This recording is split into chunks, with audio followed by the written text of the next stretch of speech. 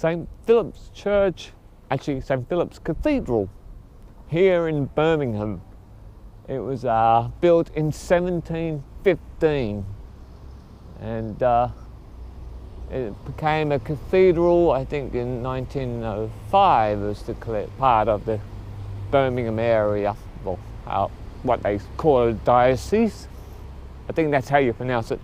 Anyhow, this church, this cathedral here was built in 1715, and in the 1880s it had an extensive architectural redecorating happened as well. And in 1940, the Germans tried to do a bit of their own redecorating. It was actually hit by incendiary bombs, but fortunately they had removed the stained glass windows and the organ, so they were stored in a cave in Wales. And the stained glass windows, particularly at the back here, are absolutely spectacular. Won't be going in there because there is currently a service there at the moment, as it being a Sunday, and we are in Birmingham in summer. As you can see, I'm all rugged up,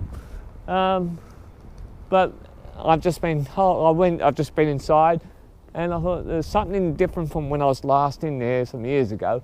They've had some renovations done as well, so to make it more lighter. But the stained glass windows here at the back of the church that you see, they are quite spectacular, and it is quite spectacular inside. These stained glass windows were taken away and stored in the cave during the Second World War. So when the Germans tried to do their own, the Luftwaffe, do their own redesigning, they weren't damaged. So once the war finished, these stained glass windows were put back into place again. During the 1880s, this area became the place to be seen and to see, around the fashionable set. This was the place to be. So, yes, as you can see, we've still got some graves here. Let's see.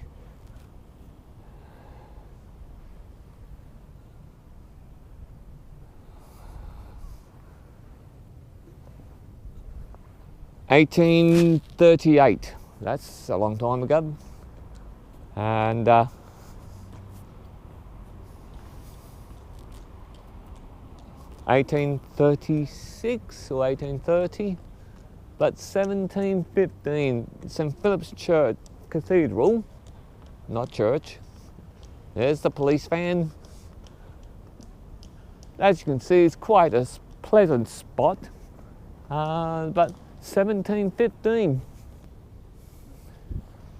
It's always been one of my favourite spots to come to when I was living here in Birmingham many years ago. And it still is. And like I said, I won't be going in there because there is a service in there, and it's something I just don't want to interfere, taking photos or anything like that. But if you're ever in Birmingham, it's worth a look to have a look at this church. Rise up to the heavens.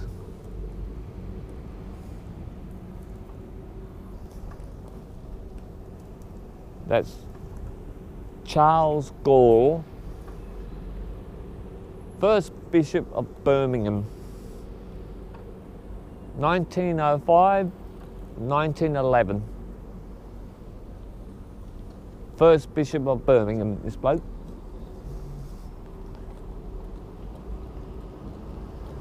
The time when this was declared a cathedral in 1905.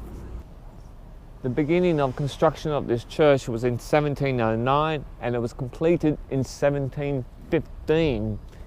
The cost of the project was £5,000, which was quite a substantial amount of money back then. Now, the clock tower you see was not completed until 1725 due to lack of funds beforehand. So they finally got the money together and yes, finally completed the tower, the clock tower. Also, this area of Birmingham is called Hightown back then, and this was actually known as a horse field when they decided to put the church here. So they bought the land and it was known as Horsefield.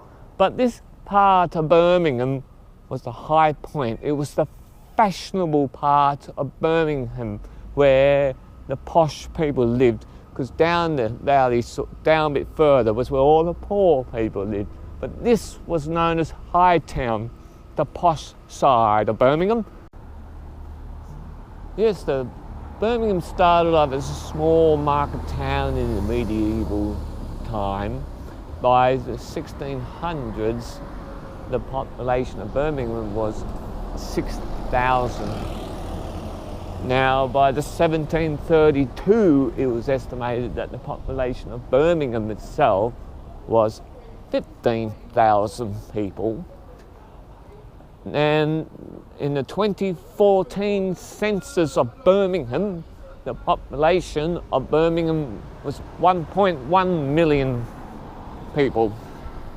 So there's been a steady growth of population since the beginnings of Birmingham as a small medieval market town